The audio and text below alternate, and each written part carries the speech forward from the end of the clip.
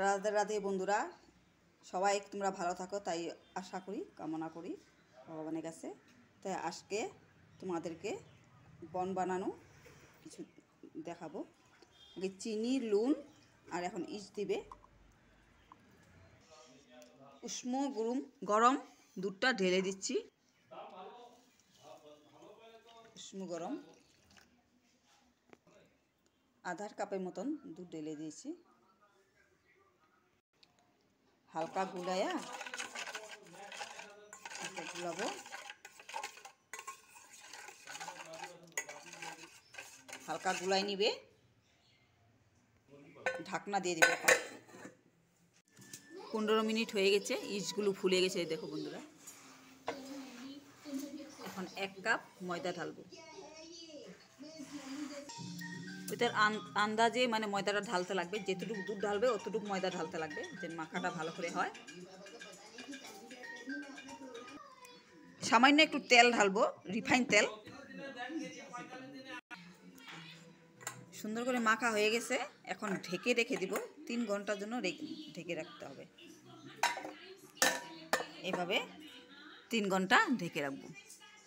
এ বন্ধুরা, 1 ঘন্টা হয়েছে, আমি ভুলে 3 ঘন্টা বলে দিয়েছি। এই দেখো কত ফুলে গেছে। 1 কাপ ময়দাতে অনেক ফুলে গেছে। দেখো কি সুন্দর ফুলেছে। এখন আবার মেখে নিব। এভাবে ভালো করে মেখে নিতে হয়।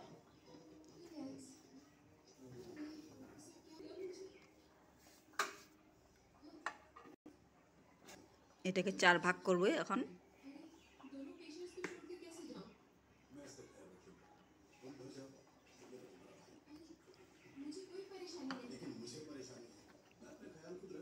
চার ভাগ করে 2 ভাগ হয়ে গেছে, আর আরেকটা ভাগ করব।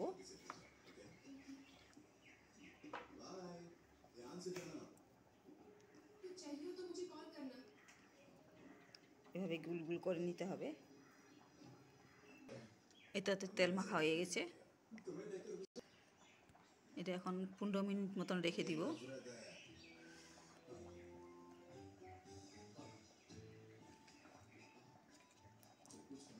বাড়িতে তৈরি করা বন অনেক টেস্টি হয়। এইভাবে দেখো কত ফুলে গেছে।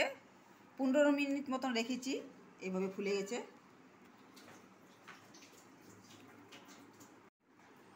জায়গা হবে না, আলাদা প্লেট একটা ঢালবো। তেল মাখা হয়ে গেছে। একটা তো জায়গা হয়নি, 4টার মধ্যে রেখেছি। একটার মধ্যে একটা করে, একটার মধ্যে 2টা।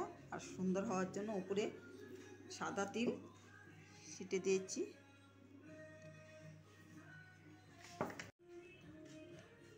সুন্দর কালার আসার জন্য একটু দুধ মিলাই দিব, দেখতে সুন্দর কালার আসবে, লাল লাল হবে।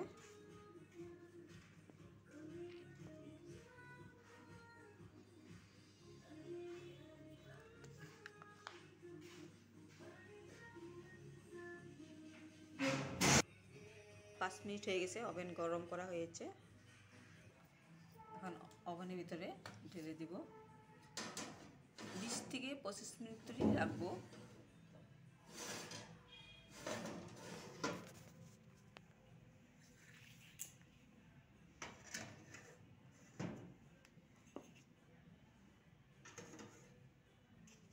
এখন ঢেকে দিব। 20-25 মিনিট পরে আবার বের করে দেখব বন হয়ে গেছে। দেখো রেডি। কত সুন্দর হয়েছে বনগুলো, দেখতে সুন্দর ফুলেছে। এইভাবে তোমরা বানিয়ে খাবে। বাড়িতে তৈরি করা বন খুব সুন্দর হয়েছে। লাইক দিবে আর কমেন্ট দিবে আর সাবস্ক্রাইব করবে। এই দেখ কি সুন্দর হয়েছে। রাধে রাধে, ভালো থেকো।